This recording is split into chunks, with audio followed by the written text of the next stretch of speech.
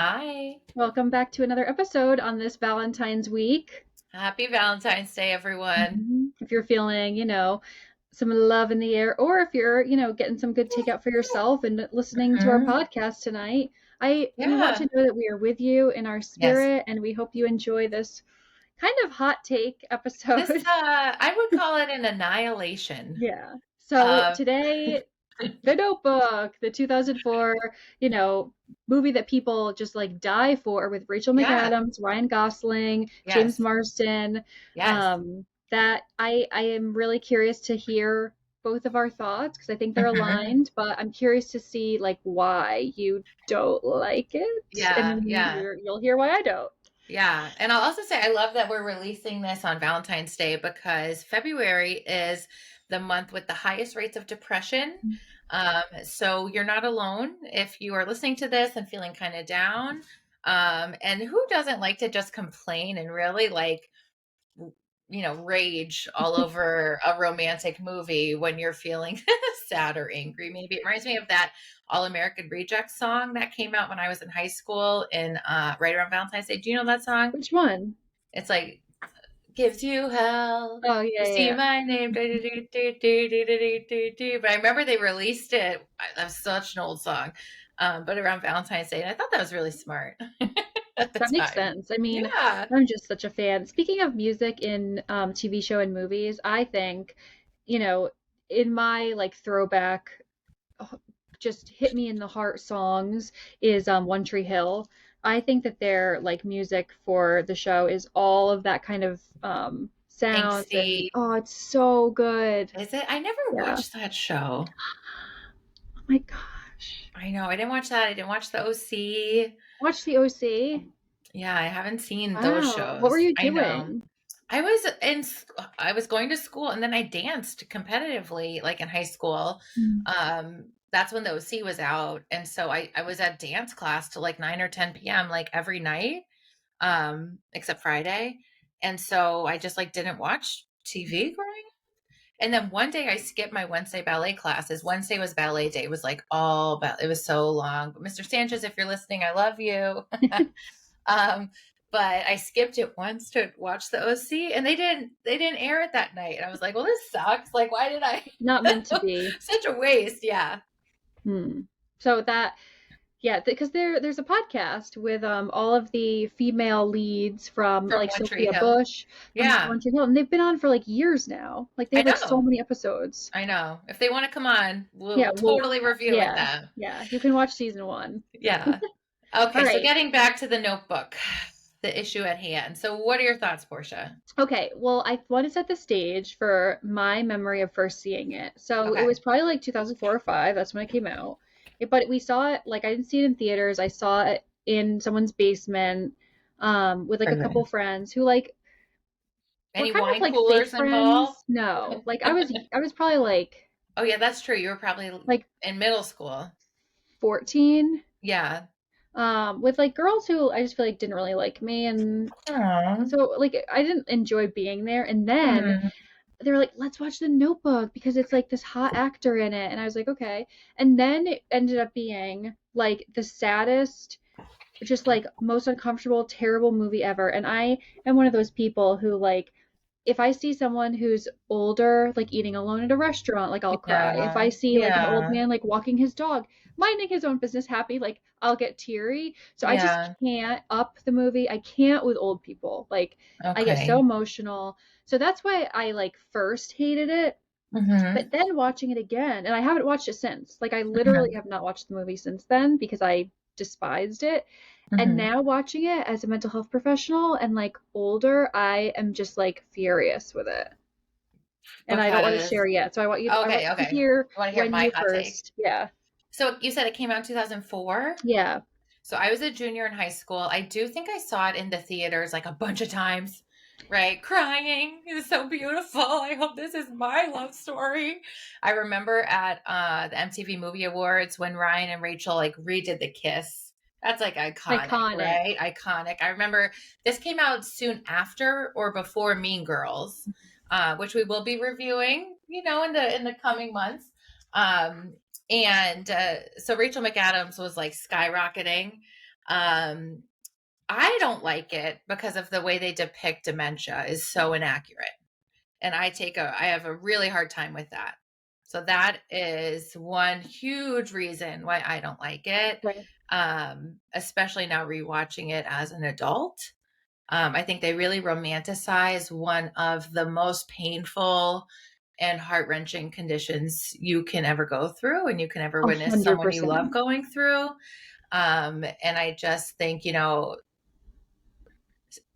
at the time, actually, at that exact time, my dad was diagnosed with Alzheimer's disease when I was in high school, right at that in my junior year, actually. So, I actually couldn't watch this movie for a really long time. This is the first time I've watched it in maybe like 20 years because a little it's a little much for me. I have a hard time watching stuff about Alzheimer's or other dementias. Like there was that Julianne Moore movie a couple years ago that it was all the rage. I can't watch it. It's like my own trauma. But I really take issue with that very Okay. strongly.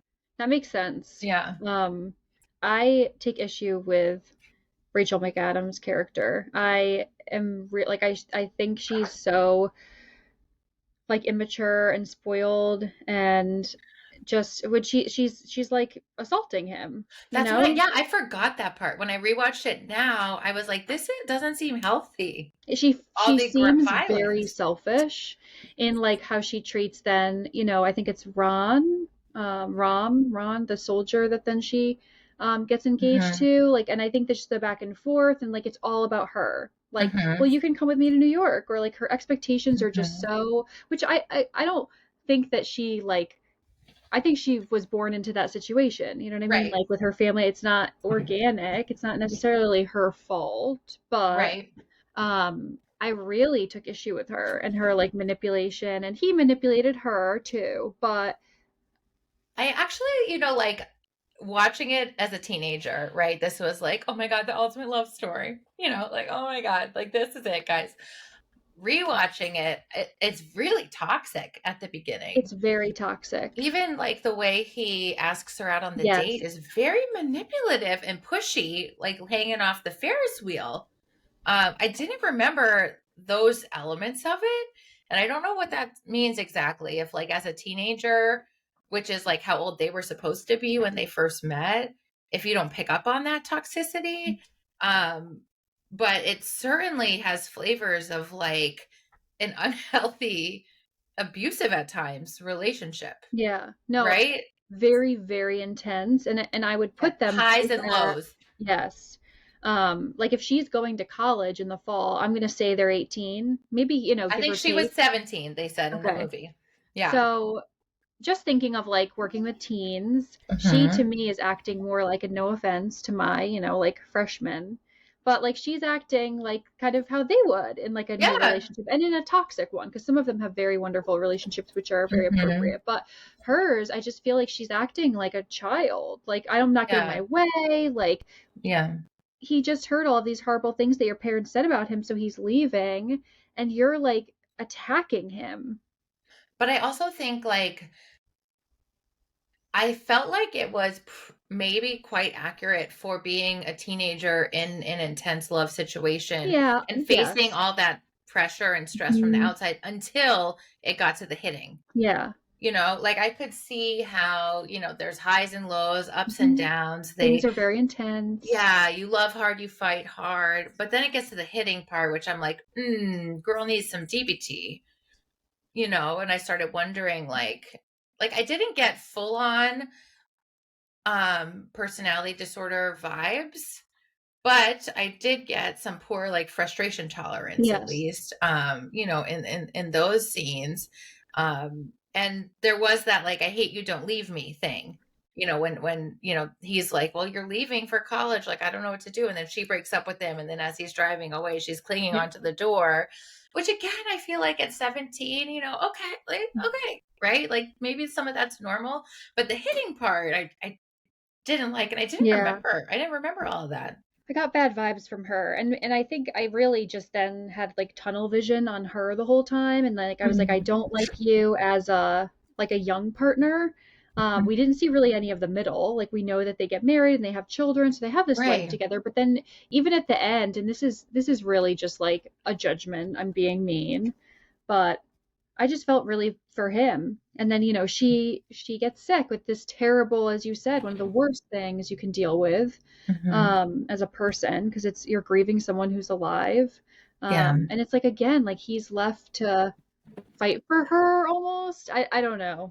It made me really sad when their children came and all like played into like meeting her for the first time. I'll have more to say about that in a minute, but that they were asking him to like come home and be with them. And he was like, no, like she wins. Like she is the center of his world. And in some ways, that's so sweet and romantic, but in other ways, it feels codependent. Like it doesn't really feel healthy. And it feels like, um, at the expense of his living children and Yeah, grandchildren who also love him and need him, right? right. And we see that ultimately when they both like will themselves to die at the same time, which like I don't think is possible. I've never seen that in all of my years as a practicing physician. Um, Again, it's like, yeah, they love each other. I mean, I certainly have seen, like one member of an elderly couple who's been together a really long time dies, and then not soon Yeah.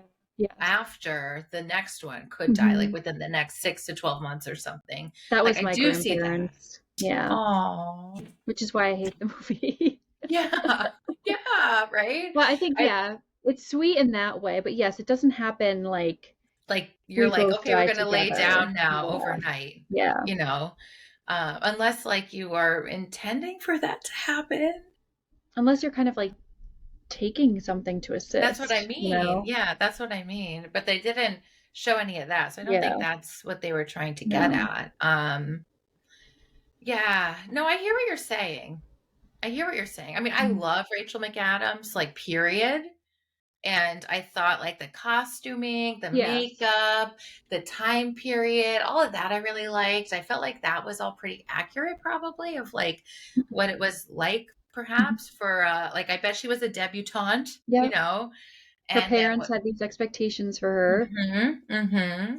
And she was so stifled and Mhm. really with him felt so free, which is beautiful, but also just like right off the bat there's this power imbalance that Yeah. kind of just like you said persists till the end. um and yeah, I don't know, what would you call that? I mean, if I'm using like pop culture language, I feel like it just feels like a toxic relationship. And like toxic isn't all bad, right? So Right. that's why we're in toxic relationships. So it's like just the really intense level. I think, when we're thinking about power dynamics, I think one of the most important parts of a relationship is that it's reciprocal. And it Mhm. just didn't feel to me from what was shown at either end, and maybe the middle was, and I'm assuming it was because he's in it for the long run, but like it just didn't feel it felt very imbalanced even with money, Mhm. even with like power and privilege and access to things. It just that's where and that doesn't mean that you can't be with someone if you come from two different socioeconomic statuses, but Right. it felt like that it was too unbalanced in so many different ways, even with personalities and emotional intensity levels. Right, right. And But also even like the fact that she did go off to college and lived her life and tried to move on.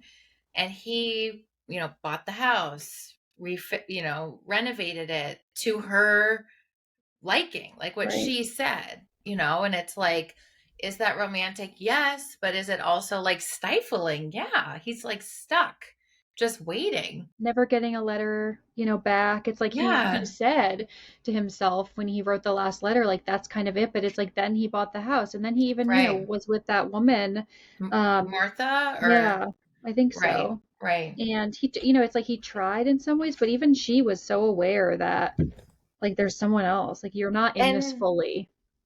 and she was like that too, right? Because she was a widower, so I don't think she had Hmm. really moved on either. So in some ways, like they were seemed Yeah. like an equal match. Hmm. And then that whole scene where like she shows up and Allie, Rachel McAdams' character, like invites her in. I was like, that's just like so uncomfortable. Like I just can't. Like because then she says, right, when she's leaving, she's like, oh, like I get it now, or like I want this Yeah, too. she's like, I have hope for the first time Yeah. that there's something out there for, and I'm just like, Allie is just really this like really on a pedestal all around. Like she really is it. And like can do no wrong in like so many people's eyes. Mhm. And yet, like you're saying, she does cause a lot of hurt like along the way, which again, she's not perfect with her character. There were a lot of things I did like. I did like how complex she was. I did like that, you know, she was able to eventually pursue her own path. But I didn't like the violence. That was like the big thing I really didn't like. Um, I I felt for her, I guess, when she slept with Noah, even though she was engaged. I felt like, is that, you know, ideally that's not something you do, but I could see where Yeah. I could see it, you know. Again, he seemed to like really forgive her when she told him. Um, I felt like she was just trying to really figure it out for herself. You know, she did have this pretty secure sense of self despite all of the external pressures and influence, you know, from her parents. What did you think of her dad and his mustache? Oh. Ew. I, I totally like forgot that when we're rewatching. He's just like on the porch. It's like he looks like the guy from KFC, you know, like the Yeah. mascot guy, like in the, General, whatever. yeah, like in all white with his like big mustache and like really exaggerated southern Hmm. accent. I was like, oh gosh. That cracked me up. But I thought, you know, the dynamic between her and her mom was really interesting. Hmm. I And liked it with like I think it showed growth with both of them. I think her yeah, mom was acting of the times, right, and right. then at the end when she really when Rachel McAdams' character Allie is Hmm. older, it's like her mom chose to share like I her own know. personal experience, and that was so vulnerable. And I think that really helped then Allie, take time to really think about her decision and be herself. It was like a little bit of her mom giving her permission. She gave her the Yeah, letters, like yeah. so I that to me was really like healing. And I I think one of agree. the best parts of the movie, in like the terms of like mental health and relationships, it was very Right, positive. right. I totally agree. And that, you know, those final scenes with her and the mom when the mom's dropping her off and gives her the letters and basically says, like, I hope you make the right choice. And finally is giving her the independence to make the choice. Whereas for so long, and I feel like 17 is too old for your parents to still be dictating your daily schedule. Like she was telling Noah, like, well, I do this and then I do piano and then I do dance and then I do this and I have French and then, you know, and it's just like she really was stifled in her individuality, it seems like, except for the painting. But I totally agree. And I would imagine her mother being able to do that and connect with her in that way is probably why they were able to move past and move through that betrayal of her Yeah, holding on to all those letters for all those years. yeah. No, I agree. It was sweet. Um, I wanted now just thinking about it, like I want more of the meat and potatoes of their relationship. Like I Yeah, wanted to me see the too. middle because I think Mm. that to me would be more of just Maybe the as they grow trajectory. together. Yes. Yeah. And like Because see them as a parent and yeah, parenting together and stuff like that. right. Right. No, exactly.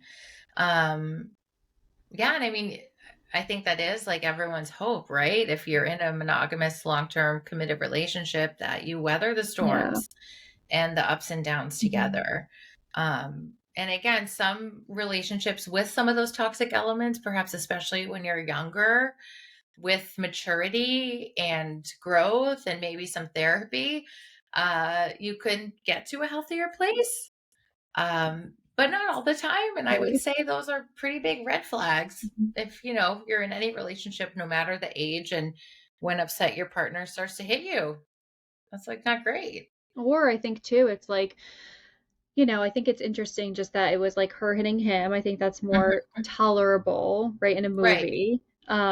But it's like what happens when he hits you back? It's like all of a sudden I think to a lot of people, like all of a sudden it's not okay. But you're really not allowed, regardless of gender. It's Yeah. never okay to hit someone, and partner or not. But because things always can escalate. And I think that's Right. what I think we've talked about this in a past episode, but like you know, an abusive physically, which often the times is also emotionally abusive, but there's kind of a difference in a relationship to me where it's just toxic and it's like two people who like kind of shouldn't be together or have poor skills like ramping Hmm. each other up either with just an intense emotion or with like a substance use, you know, we're Hmm. both kind of drinking versus kind of like a more narcissistic potentially type partner, you know, when there's really Hmm. clear a abuser and a victim, Yeah. feels at times like those can be more challenging to get out of or or make changes because there's a lot of Hmm. like more hiddenness. But I've seen really Hmm. um, progress made, I guess is my point, when two Hmm. people who have really just poor emotion regulation, don't Hmm. know how to manage their emotions, like actually turn relationships that are really toxic around. Yeah. Obviously, I've seen ones that have not as well, but I Right. think if Right. you're willing to put in the work, people can really improve into a healthy relationship when it's just, I don't want to say, I mean, I don't want to minimize abuse or hitting Right. someone, but when it's really just about you not walking away, it's like we can do something with that more easily. Yeah. I've seen at least. Yeah, no, I hear what you're saying and I can appreciate that too. Then like, when one or both members of the couple have some more like maybe rigid personality Yeah, issues that are harder to you know, shift, if hmm, you will. But even then, like Noah would have had every right to be like, not for me. right, Like that's my line in right, the sand. That's my boundary. I don't tolerate that. And even all the way at the very beginning, Allie had every right to say that mhm, about the way he like manipulated her into going out with right, him. Like that would be such a huge turn off, I mhm, think. And it's okay if it is. Like right, that's healthy for it to be a turn right, off. Or just like so yeah, I guess when I'm trying to think about like does one of them have is one of them more of an aggressor than a victim? It's hard to say. Like yeah, it doesn't, I think it goes back and yeah, forth. I agree, I agree. But yeah, just thinking about when I watched it, like I think it's so funny. None of that stood out to me. I mean, again, like I was I like know. you know, a teen, so you're just seeing the love story. You're just like, oh my gosh, like is someone gonna love me that hard? Or I'm just like crying because of the Yeah. grandparents. But Yeah. yeah, I think it's funny what you pick up later watching things like that. Yeah. For Mhm. sure. For sure. So why Was don't there you share a little bit about and maybe, you know, I think you just had something else to say, but about like dementia or kind of yeah, disorders like that and what they got wrong. everything Mhm. basically. So I mean, so in the movie we see it looks like they're both living in it seems like an assisted living or like a nursing home. Those are different things. And I believe assisted livings are generally the people living there have some more independence. So they might cook for themselves, they might do their own cleaning, they might take their own medications, but they're all kind of living together, right? They might have a kitchen in their place, but also have like a communal sort of dining room if they want to go. Whereas nursing homes, when we use words like that, we tend to mean people who need more round the clock care.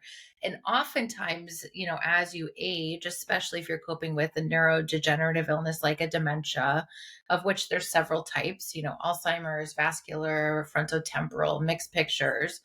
Um, your needs progress over time, like as your cognitive function and physical function declines. I really didn't like, but that in the movie, I was just thinking, I was going to say maybe it was relevant to the times, but I don't know. That in the nursing home, like all the staff were people of color, and there was no other characters in the movie of color except for the staff in the nursing home. Did you notice that? Yeah, now that you say that, yes. That was like, I didn't love that. Like, I think it would have been in like, I don't know. I didn't love that. I Well, don't if know they were why. in their 20s or like if they were like 20, let's In their 50s. during the World War II. So Oh, that's so when like was what, that? 1940s, 40 Yeah. something. So then how many years later? So then 50? so they're 70, so that would be 19 90s? Yeah, that's not Yeah, I don't know. accurate. That doesn't seem great. Like I think we could have done better, you know? So I didn't love that, but also, I don't know. I just think like, you meet her, there is definitely this symbolism of red throughout the movie. She wears a lot of red. And she looks so beautiful. This is elderly Allie, right? Like when you first meet her and when he starts reading to her. And I'm just not quite sure that she would still be able to care for herself in that way or still physically look that healthy if her memory were as bad as they were portraying it to be at that point in time, where she's starting to go in and out of recognizing people. Yeah. Sadly, these patients begin wandering a lot. So I also don't think she would have been able to sit still and listen. She likely actually would have just been walking around aimlessly constantly in a lot of nursing homes and things like that, and memory care units, as they might call them, um, actually will have a lot of space where people can wander. And sometimes they try to make it look pretty in different paths and stuff like that. But, other times they're just really walking around aimlessly, which is really sad and heartbreaking, or kind of just sitting there with very vacant kind of like look in their eye, not really making eye contact, looking at the floor. Then you get up. It seems very purposeless. So I think, at that stage with that degree of memory impairment, I don't think she actually would have looked so well. Like at the very end of the movie, after she has that episode, it seems like they move her to, I forget what it's called, like the Rose unit or something. That seems more like a memory care unit. You see her sitting in a wheelchair with a lot of other patients in wheelchairs. And sadly, sometimes that is kind of like what people do all day. It's pretty depressing and sad. Um, Not a lot of interaction with each other. That seems more realistic of kind Yeah. of where she'd be if her memory were really that bad. I also don't think it kind of turns on and off that quick. Um, I think sometimes in some stages it does, but then like as you continue to lose that part of your memory, it doesn't like come back as quick as they depicted. And typically not at night, right? Like if Well, people so remember, isn't it earlier on? I don't think there's like a so again, what they were getting mixed up is something called sundowning, which is a Hmm. real thing that I also wanted to talk about, and dementia. And often those things do occur together. So dementia is the more long-term neurodegenerative illness. Something called sundowning is a phenomenon that we see often in elderly people, but you also see it a lot in the hospital when people are out of their normal element, and it's a version of delirium that specifically happens at nighttime. So, Okay. what do I mean by delirium? So, that's a clinical term that means, when someone is displaying waxing and waning levels of consciousness and orientation to, what we say person, place, and time. So, these are people who maybe in the morning they might know, oh, I'm in the hospital, I'm here because I had a heart attack. I know my name, I know how old I am, I know what city I'm in. But when you check throughout the day, they might go in and out of that. They might not realize why they're there, or not remember what city they're in. And oftentimes that does get worse at nighttime for whatever reason. I don't think we really know. Um, but again, it's not going to happen like that. Like they showed it, and I'm just snapping for people who are listening and not watching, but it doesn't like they were like having this romantic meal together. And she that's what really pissed me off, is that this like whole, and it really upsets me, this whole notion in the movie that like if you just do something enough you'll get the person back. There actually is some evidence that playing music can sometimes bring people, help people with Alzheimer's and other types of dementias stay calm and not be agitated, rather than like bring back their memories. There's also interesting evidence out there for people who hear voices, whether it's due to schizophrenia or other things, that listening to music can help quiet that.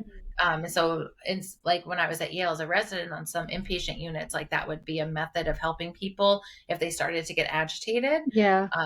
rather than just like jumping to the shots, which we also Hmm. saw in this movie, which was awful and isn't Yeah. usually what you jump to first. You don't jump to restraining someone and giving them an antipsychotic injection. Sometimes you unfortunately have to get there.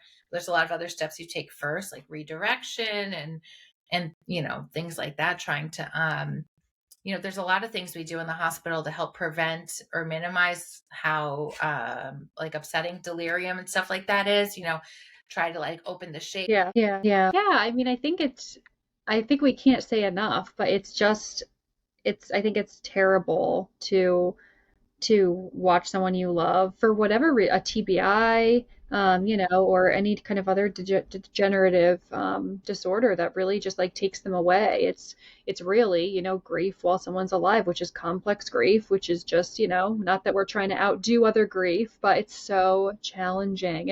And I think initially too, the back and forth, like when someone's maybe in more of the earlier stages, it's so like they are still there for, a chunk of time, and then you start to notice the things, and just the road. If really, my heart, goes out to people who experience this with a loved one. And I know some people, whose parents have experienced super early onset, like in their 40s or 50s, and it's just, I hope that their research is getting better and that they're, doing more work to help in any way they can. But I do want to say I did notice and appreciate how how kind the staff was, with like how they treated the patients there.